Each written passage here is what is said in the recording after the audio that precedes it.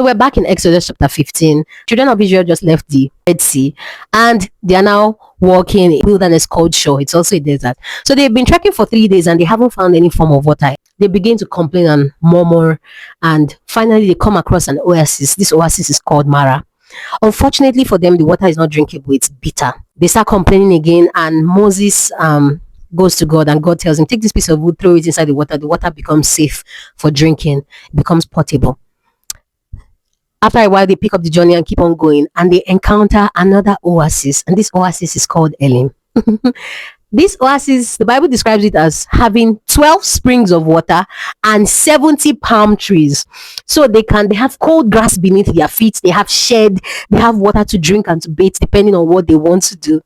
And then the question came to me, if the Israelites knew that Elim was not too far from Mara, would they have complained as much as they complained? Because you see, they were coming from a place of prolonged slavery. So every suffering they encountered, they often thought of it in context of that prolonged suffering. When they had not drank water for 3 days, they thought about it in prolonged terms, like this might go on forever. Just like how their slavery went on forever. When they came to the first oasis, Mara, they complained bitterly again because they thought this would go on forever. But it had not yet come to their consciousness that they were no longer under Pharaoh, but under God, Elohim, Yahweh, God, the God that changes kings like someone draws curtains. So what does this teach us? Because we are limited as humans, we cannot see all seasons ahead of us, but we are carried by someone who is permanent and who is good. He is not a dictator.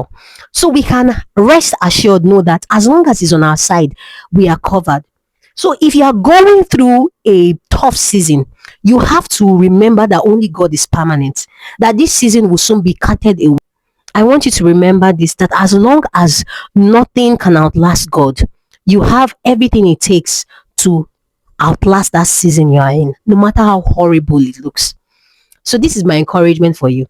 If you were at Mara and you had the knowledge that Elim was not too far away, would you complain? Irrespective of how things were looking at Mara, would you still complain? If you know that good is coming because God is on the throne, would you feel so horrible in this season that you are in? Or would you stand and look ahead with hope? Stay in love with Jesus. I will definitely be seeing you tomorrow. Bye.